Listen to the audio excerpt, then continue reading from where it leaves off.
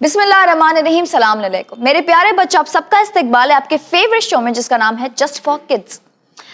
बच्चों, आपको पता है एक सीक्रेट है मेरे पास। दुआ मांगने का एक तरीका है।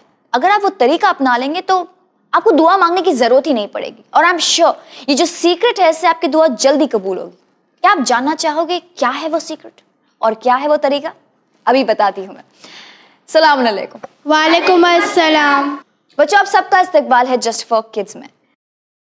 मैं आपको एक वाकया बताऊंगी। ये जो वाकया है वो सीक्रेट है कि आपको दुआ कैसे मांगना है, और साथ ही साथ वो सीक्रेट के बाद आपकी दुआ जल्दी कबूल हो जाएगी।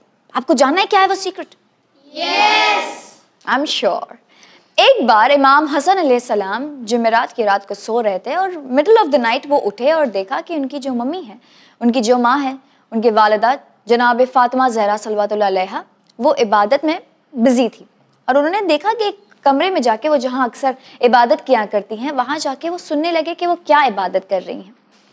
बहुत वक्त वहाँ ठहरने के बाद वो वेट कर रहे थे कि जनाब फातिमा ज़हरा सल्लल्लाहु अलैहा किसके लिए दुआ मांग रही है, वो सुनने के लिए, और क्या दुआ मांग रही है।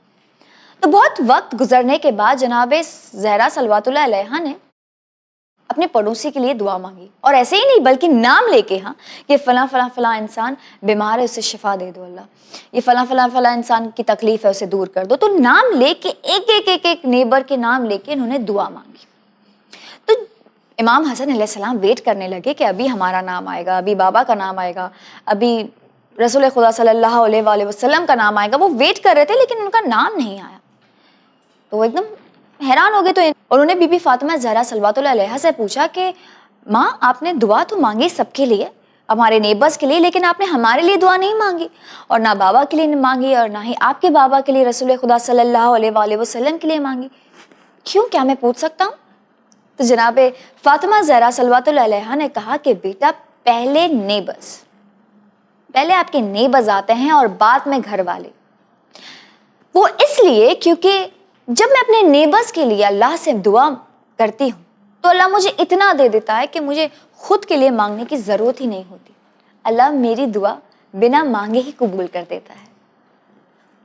अब आप मुझे बताइए कि ये सीक्रेट आपने पकड़ा कि नहीं पकड़ा? आप बताइए। अपने पड़ोसी के लिए दुआ मांगनी चाहिए। जी हाँ, सबसे पहले अपने नेबर्स, अपने पड़ोसियों के लिए आपको दुआ मांगना है। जनाब फातिमा ज़हरा सल्लल्लाहु अलैहा ने हमें ये तरीका बताया है और ये बहुत ही अच्छा तरीका है। ये हमें एक गिफ्ट है कि अगर हम अपने पड़ोस के लिए दुआ मांगते हैं तो अपनी मांगने की ज़रूरत ही नहीं, अल्लाह ऑटोमेटिकली हमारी बात सुन लेता है, हमारी दुआ सुन लेता है ना? है ना? ये एक सीक्रेट, एक तरीका आपको बताया मैंने। अगली बार हम यही करेंगे। अगली बार हम अपना पड़ोसियों का नाम ले लेकर उनके लिए दुआ मांगेंगे और ये उम्मीद करेंगे कि अल्लाह हमारी दुआ तो वैसे भी जानता है, इंशाल्लाह कबूल कर देगा, है ना? Very good. आप बताइए मरियम। हमें अपने बारे में सोचने से पहले दूसरों के बारे में सोचना चाहिए। जी हाँ, हमें अपने बारे में सोचने से पहले, अपनी दुआ मांगने से पहले, अपनी तकलीफ को सोचने से पहले दूसरों की तकलीफ को, दूसरों की दुआ को मांगना चाहिए। जैसे कि जनाब फातिमा ज़हरा सल्लल्लाहु अलैहा ने नाम लेके कहा कि फला फला फला इंसान बीमार है, अल्लाह उसे शिफा दे दे। जो फला फला इंसान जो मेरा नेबर है वो तकलीफ में, उसकी तकलीफ दूर कर दे। तो हमें नाम लेकर दूसरों के लिए दुआ मांगना है, दूसरों को पहले कंसिडर करना है। ठीक है? उम्मीद करती हूँ कि आज के बाद अगर आप जब नमाज के बाद या कभी भी दुआ मांगेंगे तो ये तरीका जरूर अपनाएंगे। ये एक सीक्रेट बताया है मैंने आपको कि दुआ कबूल हो जाए आपकी, तो आप दूसरों के लिए मांगोगे तो ऑटोमेटिकली अल्लाह आपकी दुआ कबूल कर देगा। ठीक है? आप ट्राई करके देखें। ठीक है? तो देखा मेरे बच्चों, जैसे कि मैंने कहा था कि अगर आपने ये सीक्रेट को अपना लिया, ये तरीके को अपना लिया, तो आपको अपने लिए मांगने की जरूरत ही नहीं होगी। अगर आपने अपने पड़ोसी के लिए नाम लेकर अगर उनके लिए दुआ मांगी तो आपकी दुआ बिन मांगे ही कबूल हो जाएगी। उम्मीद करती हूँ कि ये वाकया आपको बेहद पसंद आया होगा। मुझे दीजिए इजाजत। इंशाल्लाह अगले एपिसोड में फिर से आपसे मुलाकात होगी ऐसी इंटरेस्टिंग वाकये के साथ। अब हम बढ़ते हैं हमारे अगले सेगमेंट की ओर, जहां मासूम करेगी हमारे बच्चों से कुछ इंटरेस्टिंग सवाल जवाब।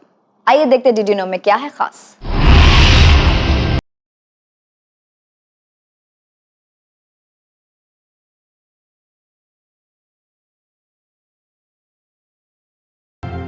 बिस्मिल्लाहिर्रहमानिर्रहीम। डियर व्यूअर्स, अस्सलाम अलैकुम। आप सभी का इस्तकबाल है हमारे सेगमेंट डिड यू नो में, जहाँ पर हमारे पास दो टीम्स मौजूद हैं जिनसे हम general knowledge questions and Islamic सवाल करेंगे। तो आइए शुरुआत करते हैं हमारे सेगमेंट की। So kids, are you all ready? Yes. Very good. हम शुरुआत करेंगे हमारे इस्लामिक सवालों की and we will start with boys. Boys, आपके लिए हमारा पहला सवाल इस्लामिक का। आयत ततहीर के नुज़ूल के वक्त कितने लोग चादर के नीचे जमा हुए? आयत तथहीर के बारे में आप लोगों को पता है? 5 पंजतन। 5 पंजतन पाक। Very good. कौन कौन बता सकते हैं? आप बता सकते हैं? हज़रत मोहम्मद मुस्तफ़ा सल्लल्लाहु अलैहि वसल्लम, इमाम अली, हज़रत फातिमा ज़हरा सलामुल्लाह अलैहा, वेरी गुड, इमाम हसन अलैहिस्सलाम और इमाम हुसैन अलैहिस्सलाम। वेरी गुड, माशाल्लाह, बिल्कुल ठीक। चलिए हमारा अगला सवाल जो है वो है गर्ल्स आपसे। आपको हमें बताना है कि हमारे नबी कौन है? हमारे नबी हज़रत मोहम्मद मुस्तफ़ा सल्लल्लाहु अलैहि वसल्लम। जी राइट। हमारे नबी हज़रत मोहम्मद मुस्तफ़ा सल्लल्लाहु अलैहि वसल्लम की विलादत किस शहर में हुई? जी बताइए। Madinatul Munawwara. Are you sure? Yes. No, it's not Medina. जी बॉयज बताइए। Zain? Mecca. Are you sure? Mecca. She is Yes. Saying Medina, इसलिए आपको ऐसा लग रहा है कि ये मदीना नहीं है, तो इट इज मक्का। यस। ये आपको पता है? यस। पक्का sure? Yes. It is Mecca, not Medina. Not Medina. तो फिर मदीना क्यों उन्होंने आंसर किया? आपको क्यों लगता है कि उन्होंने कहा Medina? He migrated to Medina, but he was born in Makkah. You are absolutely right. He was born in Makkah and he migrated to the place which is called Medina. Yes. You are right, Zainali, माशाल्लाह. Now my next question is for girls. ये सवाल हमें boys ने दिया है, इसलिए हमारा next सवाल आपसे ही है। आप हमें बताइए कि ला इकराह फिद्दीन, दीन में ज़बरदस्ती नहीं है या जबर नहीं है, ये किस सूरे की आयत है? ये बहुत ही फेमस आयत है कुरान मजीद की। जी बताइए तस्बीह फातिमा। सूरह Baqarah. Surah Baqarah. Are you sure? Yes. जी तस्बीह फातिमा आप बिल्कुल सही है। ये है आयत सूरे बकरा की, which is the yes very good, बिल्कुल सही। It is the longest and biggest सूरा ऑफ द होली कुरान। आप लोग तिलावत करते हैं कुरान की? yes. माशाल्लाह, बहुत खूब। आइए बढ़ते हमारे अगले सवाल की तरफ। हमारा जो अगला सवाल है वो बॉयज़ आपसे है। आप हमें बताइए कि इस्माइल किस इमाम के फर्जंद थे जिनका इंतकाल इमाम की ज़िंदगी में ही हो गया? किस इमाम के फर्जंद थे इस्माइल? आपके अलावा कोई आंसर कर सकता है आपके ग्रुप में से? गर्ल्स चलिए ज़ैनली आप ही बताइए। हज़रत जाफ़र सादिक अलैहिस्सलाम। Are you sure? Yes. पक्का पता है आपको? उनके ही फर्जंद थे? Yes you are right. Imam Jafar Sadiq अलैहिस्सलाम के जो फर्जंद थे उनका नाम, मतलब बहुत फर्जंद थे, उनमें से एक फर्जंद थे जनाब इस्माइल। एक फर्जंद थे, उनका नाम था इस्माइल, और जो कि इमाम की ज़िंदगी में ही वो इंतकाल फरमा गए थे। ठीक है। Now my next question is for girls. Girls आपको हमें बताना है कि हज़रत कासिम अलैहिस्सलाम किस इमाम के फर्जंद हैं? ओके आप बताइए सैयदा। इमाम हसन अलैहिस्सलाम। यस इमाम हसन अलैहिस्सलाम। आप जानती है जनाब कासिम अलैहिस्सलाम के बारे में कुछ? वो करबला में शहीद हुए थे और इमाम हसन ने उनके हाथ पे एक तावीज़ बांधा जो तो उन्होंने जो इमाम हुसैन को दिया था और उनका लाशा टुकड़ों में पामाल हुआ। जी बिल्कुल, बहुत सही बताया आपने हमें। हमारा जो नेक्स्ट सवाल है वो बॉयज़ आपसे है। आपको हमें बताना है किस नबी की पाकीज़गी की गवाही एक दूध पीते बच्चे ने दी थी? आप बताइए मेहदी। हज़रत यूसुफ अलैहिस्सलाम। Are you sure? Hazrat Yusuf अलैहिस्सलाम। Yes. अब जानते हैं इस वाक़ये के बारे में? Yes. आप बिल्कुल सही हैं। हज़रत यूसुफ अलैहिस्सलाम वो नबी है जिनकी गवाही, पाकीज़गी की गवाही एक दूध पीते बच्चे ने दी थी। अब हम बढ़ेंगे हमारे कौन से सवालों की तरफ? General knowledge. जनरल नॉलेज सवालों के लिए आप तैयार हैं? Yes. हम सवाल करेंगे जनरल नॉलेज का विद गर्ल्स। पहला सवाल हमारा गर्ल्स के लिए होगा। गर्ल्स जनरल नॉलेज का पहला सवाल आपके लिए ये है, आप हमें बताइए Auckland is the capital of New Zealand, true और फॉल्स, सही या गलत? जी मरियम बताइए। False. फॉल्स, यानी कि ऑकलैंड कैपिटल नहीं है, तो फिर क्या कैपिटल है? I don't know. So you don't know, but you know that कि ऑकलैंड नहीं है capital. Very good. It is the largest city of New Zealand और जो कैपिटल है वो है वेलिंगटन। ठीक है। Yes. Now my next question is for boys. Boys आपको हमें बताना है कि currency of Japan is pounds, true और फॉल्स, सही या गलत? जो करेंसी जापान की है वो पाउंड्स है, सही या गलत? आप बताइए। False. False. You think so? It's not pound? पक्का? Yes you are right. जो करेंसी जापान की है वो पाउंड्स नहीं है। पाउंड कौन सी कंट्री यूज करती है करेंसी, आप बता सकते हैं? London. Very good. यूके में जो करेंसी यूज की जाती है वो है पाउंड्स, उसे पाउंड स्टर्लिंग कहते हैं। बट जो जापान की करेंसी है वो है येन। ओके आप रिपीट कर सकते हैं Mehdi? What is the currency of Japan? Yen. Yen. Very good. Now my next question is for girls. Girls आप हमें बताइए which is the most abundant gas in the atmosphere, सबसे ज्यादा जो मौजूद गैस है एटमोसफियर में वो कौन सी है? आप बताइए। Nitrogen. Nitrogen. Yeah very good, you are right, it is nitrogen. Maryam आप बता सकती है कि how much percent does it consist? 78%. Yes you are right, it consist 78%। Nitrogen के अलावा कौन सी और गैसेस मौजूद है एटमॉस्फेयर में? Oxygen, very good, carbon dioxide. Very good. Now my next question is for girls. Girls, आप हमें बताइए कि Dehradun is the capital of which state? बताइए, दिल्ली। कोई बता सकता है? जी बताइए Sayeda. Uttarakhand. Uttarakhand. Are you sure? Yes. It's not Uttaranchal. Both are correct. Uttarakhand को उत्तरांचल भी कहते हैं और इसकी जो कैपिटल सिटी है वो है Dehradun. Very good. Now my next question, actually it's a spell check, जहाँ पर हम आपको स्पेलिंग देंगे, आपको स्पेल करके हमें बताना है। For boys my spelling is fantastic. जी जैन अली, आप बता सकते हैं?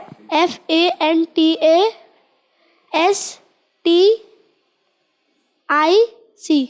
Very good. फैंटास्टिक की जो स्पेलिंग है वो आपने बिल्कुल सही बताई है। Very good. Now my next word is for girls. Girls, आप हमें बताइए फेवरेट। बताइए Mariam. FAVOURITE। Favourite. Very good. For boys my spelling is prominent. जी जैन अली, बताइए?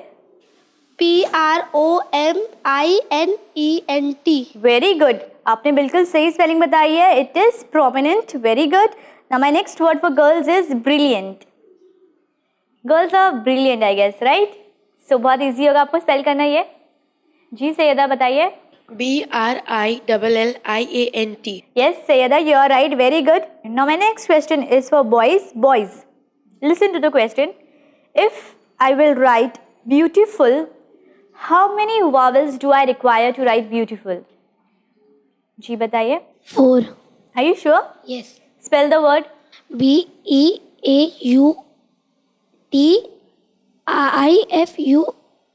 Very good. Beautiful. आप बता सकते हैं जैन के ब्यूटीफुल लिखने में हमने कितने वावल्स यूज किए? You have to tell me the vowels. E जी। A very good. U very good. I। I, very good. 4 vowels are used for writing beautiful. Very good. Beautifully answered. जिससे कि boys ने हमें बताया है beautiful लिखने के लिए कितने vowels used होते हैं, आपको हमें बताना है how we will write evaporation using vowels. First spell the word and then tell me. जी तज़वी फातिमा, बताइए? EVAPORATION। Very good. मरीमा बता सकती है कि which vowels we have used for writing evaporation? E Yes. A Very good. I Okay. O O. Yes, we have used 4 vowels. Boys ने भी 4 vowels use किए थे, लेकिन हमारी जो genius team of the week है वो है, एनी गेसेस कौन सी? girls। Yes, हमारी जो विनिंग टीम है, जो genius team of the week है वो है गर्ल्स। आप congratulations. Thank you। You most welcome. नाज़रीन, ये था हमारा सेगमेंट डिड यू नो। आइए अब बढ़ते हैं हमारे थर्ड इंटरेस्टिंग सेगमेंट की ओर और देखते हैं क्या है खास हमारे बच्चों के लिए हमारे सेगमेंट अमेजिंग फैक्ट्स में।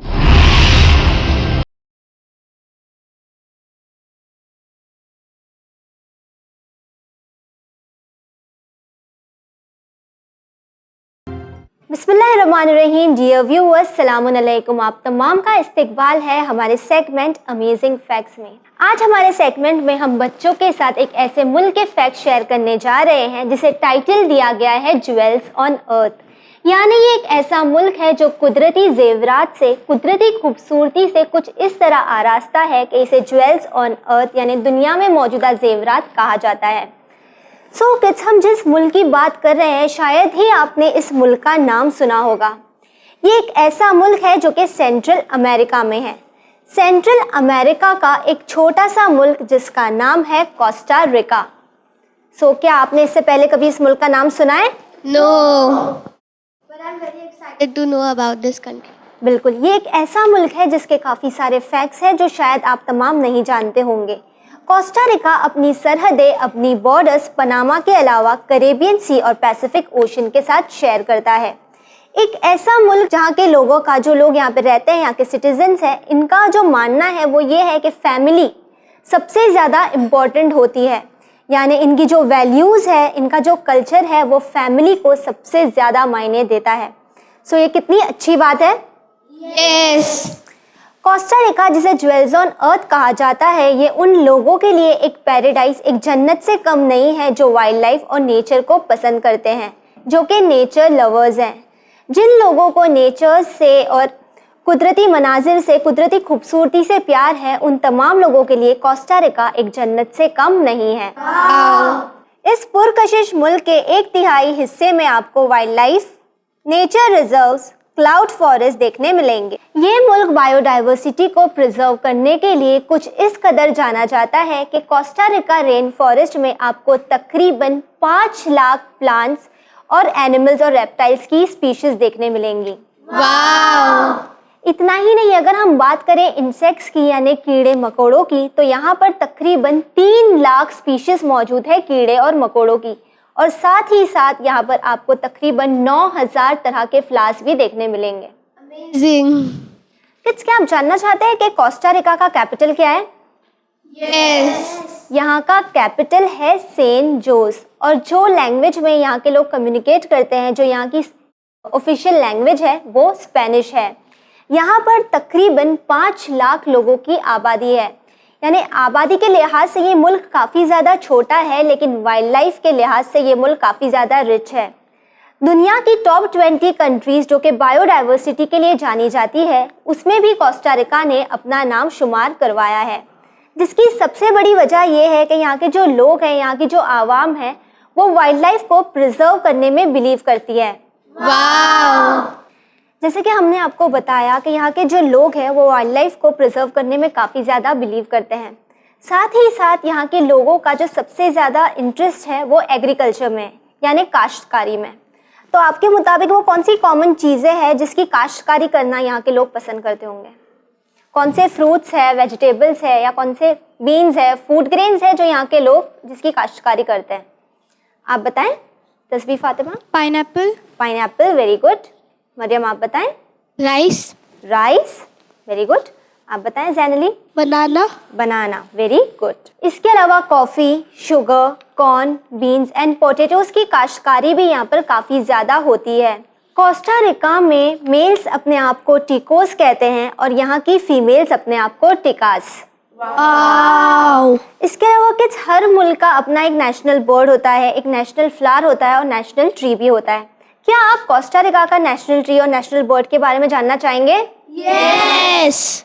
कोस्टा रिका का नेशनल ट्री है गुआना कैस्टे और यहाँ का नेशनल बर्ड है क्ले कलर्ड थ्रश। मेहदी, आप बता सकते हैं कि यहाँ का नेशनल बर्ड कौन सा है? Clay coloured thrust. बिल्कुल ठीक, यहाँ का नेशनल बर्ड है क्ले कलर्ड थ्रश। इसके अलावा कोस्टा रिका में आपको सबसे ज़्यादा टूरिस्ट नवंबर टू मई के वक्त में देखने मिलेंगे, ताकि ये वक्त कोस्टा रिका को द ग्रीन सीजन कहा जाता है। इसकी सबसे बड़ी वजह यह है कि ये सीजन में यहाँ वेजिटेशन स्टार्ट होता है, जिसकी वजह से ये कंट्री की, इस मुल्क की खूबसूरती और भी ज़्यादा बढ़ जाती है। इसके अलावा कोस्टा रिका में 121 ऐसे स्पॉट्स हैं जहाँ पर वॉल्केनिक फॉर्मेशंस है, यानी ज्वालामुखी होने के, यानी वॉल्केनो होने के चांसेस है, जिसमें से 7 लोकेशंस ऐसे हैं जिसमें ये वॉल्केनिक फॉर्मेशंस काफ़ी एक्टिव भी है। इराजो कोस्टा रिका का सबसे ऊंचा वॉल्केनो है जो कि 11,259 फीट लंबा है। सो किड्स, कोस्टा रिका से जुड़े ये तमाम फैक्ट्स आपको याद रहेंगे? यस। नाज़रीन, हम उम्मीद करते हैं कि घर बैठे बच्चों की भी नॉलेज में काफ़ी इजाफा हुआ होगा और आज उन्होंने एक नए मुल्क के बारे में काफ़ी कुछ जाना भी होगा। अगर आप चाहते हैं कि आपके प्यारे बच्चे बने हमारे प्रोग्राम का हिस्सा, तो आप स्क्रीन पे दी गई डिटेल्स पर राब्ता कायम कर सकते हैं। इसी के साथ टीम जस्ट फॉर किड्स को दीजिए इजाज़त, पर बने रहिए चैनल विन के साथ। पैगाम इंसानियत। शुक्रिया।